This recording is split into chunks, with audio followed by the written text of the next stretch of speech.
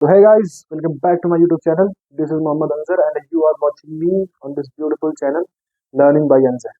So आज का video थोड़ा सा स्पेशल नहीं कहूँगा, बहुत आम सा वीडियो है, ज़्यादा खास नहीं है ना। बहुत वाइडली डिस्कस्ड टॉपिक पे ये वीडियो बनाने जा रहा हूँ। तो बेसिकली वीडियो उस चीज़ के बारे में है जो कि एक नेचुरल फिनोमिनन है, बस उसके बारे में थोड़ी सी डिस्कवरी हुई और थोड़ा सा इन्वेंशन हुए, कुछ लॉ फॉर्मुलेट हुए, उसी के बारे में ये वीडियो बनाएंगे आज। तो आज का टॉपिक है हमारा जो वो ये है कि जो बर्फ होता है, यानी जो बर्फ के पहाड़ या बर्फ का टुकड़ा, आइसबर्ग जिसको बोलते हैं, वो जो होता है पानी के अंदर फ्लोट क्यों करता है, पानी में पूरी तरह से डूबता क्यों नहीं है, या तो पार्शियली इमर्ज रहेगा या फिर फ्लोट करेगा। ठीक है ना। कंपैरिजन कर लें तो बर्फ एक सॉलिड है और वाटर क्या है, लिक्विड है। तो नॉर्मल तौर पे वो सॉलिड जो है लिक्विड के अंदर इमर्ज होना चाहिए, पूरा डूब जाना चाहिए, लेकिन ऐसा होता नहीं। तो उसका रीजन क्या है, उसका रीजन हम लोग आज इस वीडियो के थ्रू देखेंगे। तो आज का टॉपिक यही है कि बर्फ पानी में क्यों डूबता नहीं है, why do ice do not why do ice float on water, पानी के ऊपर तैरता है। ठीक है ना। तो देखते हैं बर्फ के बारे में थोड़ा सा। ये वाटर की स्पेशलिटी है, इसमें और कोई खास बात नहीं है। उसमें दो चीजें लिखा, पहली बात तो ये कि कोई भी सब्सटेंस किसी भी सब्सटेंस अदर सब्सटेंस के अंदर फ्लोट करता है या इमर्ज करता है, उसके लिए रिस्पॉन्सिबल कौन है, उसकी डेंसिटी रिस्पॉन्सिबल। क्या रिस्पॉन्सिबल है, डेंसिटी। ठीक, डेंसिटी को हिंदी में बोलते हैं घनत्व। ठीक है, घनत्व बोलते हैं इंग्लिश में डेंसिटी। डेंसिटी का जब हम फॉर्मूला देखते हैं तो डेंसिटी इज इक्वल्स टू क्या होता है, मास अपॉन वॉल्यूम या मास पर यूनिट वॉल्यूम। मास तो जानते हैं वजन जो होता है किसी ऑब्जेक्ट का, और वॉल्यूम, वॉल्यूम क्या होता है, वॉल्यूम होता है area occupied by the object. जैसे मैं अगर कह दूं कि हमने एक गिलास पानी लिया हुआ है, एक गिलास पानी के अंदर उस पानी ने ग्लास के अंदर कितना एरिया ऑक्यूपाई किया हुआ है, वही और पानी का वॉल्यूम होता है। ठीक है। तो जैसे कि डेंसिटी को जब देखा जाए तो किसके बराबर है, मास पर यूनिट वॉल्यूम के।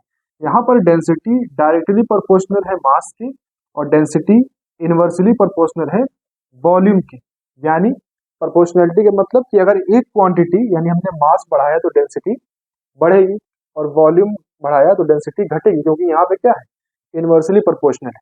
वॉल्यूम क्या होता है भाई, वॉल्यूम क्या होता है, वॉल्यूम होता है एरिया ऑक्यूपाइड। ठीक है, एरिया ऑक्यूपाइड। ठीक है। अच्छा, ये चीज। तो बर्फ और पानी के केस में जब देखेंगे, बर्फ यानी कि हम कह सकते हैं कि डेंसिटी ऑफ द आइस वो क्या हो जाएगी, और डेंसिटी ऑफ वाटर, दो चीजें, density of ice and density of water. अब कोई भी जो सॉलिड होता है, कोई भी लिक्विड होता है, वो लिक्विड जब कंडेंस होता है, लिक्विड कोई जब कंडेंस होता है तो उसके मॉलिक्यूल्स पास पास आ जाते हैं, जिसकी वजह से लिक्विड का जो डेंसिटी है वो बढ़ जाता है। क्यों, क्योंकि पहले देखो, मान लिया कि वाटर के फॉर्म में है क्या चीज, मान लेते हैं वाटर के अंदर मॉलिक्यूल कुछ इतनी इतनी दूरी पे है, तो ज्यादा वॉल्यूम ऑक्यूपाई किए हुए। जब वाटर को हमने कंडेंस किया तो मॉलिक्यूल पास पास आ गए, आइस का फॉर्म बनाया, तो उसका वॉल्यूम कम हो गया। उस बेसिस पे अगर देखा जाए तो density of ice will be lower than density of water, will be greater than density of water. ठीक है। यानी वाटर के केस में लिक्विड था तो उसके अंदर के जो मॉलिक्यूल्स थे वो दूर दूर थे, तो वॉल्यूम ज्यादा था। ठीक है ना। और आइस के केस में क्या हुए, पास पास आ गए तो वॉल्यूम कम। लेकिन जब यहाँ पर देखेंगे तो वॉल्यूम अगर कम होगा तो डेंसिटी ज्यादा होगी। अगर आइस का वॉल्यूम ज्यादा हो गया तो आइस की डेंसिटी कम होगी, और आइस की डेंसिटी वॉल्यूम अगर कम होगा तो डेंसिटी ज्यादा होगी।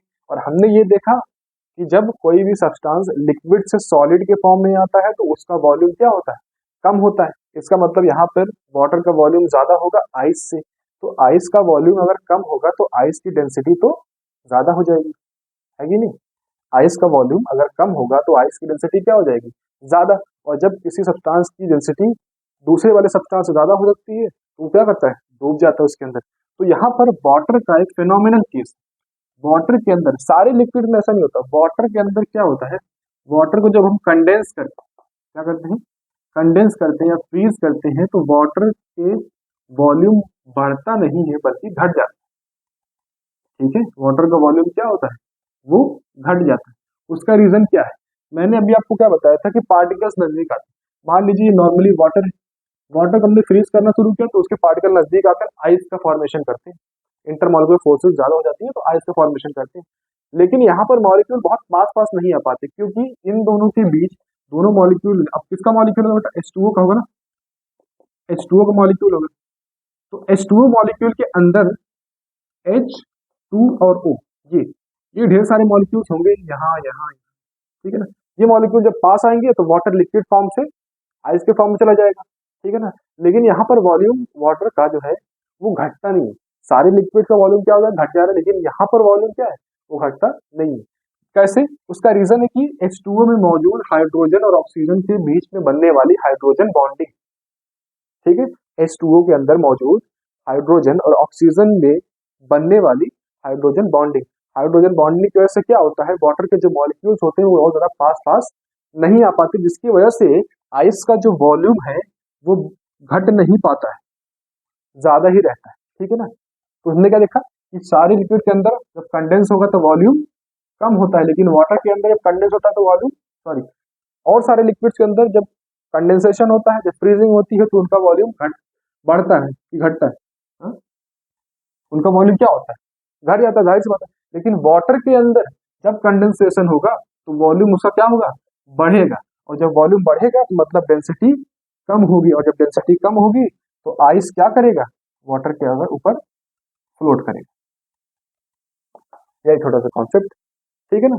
सारे लिक्विड के अंदर कैसा है बेटा, सारे लिक्विड के अंदर ये है कि जो हमारा आइस है उसकी डेंसिटी जो है, सारे लिक्विड कैसे देखते हैं, जो सारे लिक्विड जो है आपके वो क्या करते हैं, जब कंडेंस होते हैं तो उनका वॉल्यूम क्या होता है, कम हो जाता है। लेकिन वाटर के केस में जब कंडेंसेशन होगा तो उसका वॉल्यूम ज्यादा हो जाता है, और वॉल्यूम जब ज्यादा हो जाएगा तो डेंसिटी अपने आप कम हो जाएगी। क्यों वॉल्यूम ज्यादा होता है आइस के फॉर्म में, क्योंकि उनके अंदर होती है हाइड्रोजन बॉन्डिंग जो उनके मॉलिक्यूल्स को बहुत पास पास आने नहीं देती, जिसकी वजह से आइस का वॉल्यूम क्या होता है, ज्यादा होता है in comparison to volume of water. तो जिस वजह से क्या होगा, आइस का वॉल्यूम ज्यादा है, इसका मतलब आइस की डेंसिटी कम, और आइस की डेंसिटी कम होगी तो आइस क्या करेगा, वाटर के ऊपर फ्लोट करता है। एक और अच्छी चीज बेटा, वाटर के अंदर जो आइस होता है, मान लेता हूँ कि मैं 100% अगर आइस मान लूँ, तो ओशन के अंदर क्या होता है, एक 10% बाहर होता है, बाकी का जो 90% है वो पानी के अंदर होता है,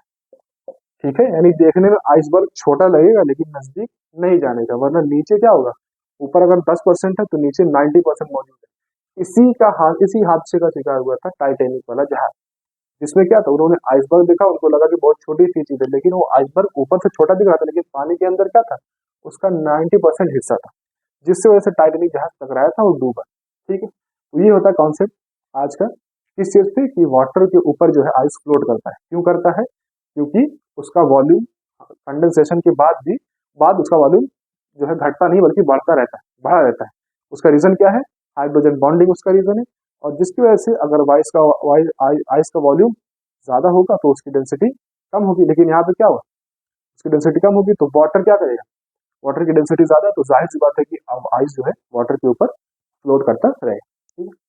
तो यही था आज का कॉन्सेप्ट, और ऐसे वीडियोस के साथ चैनल के साथ जुड़े रहें, नए आए तो सब्सक्राइब करें।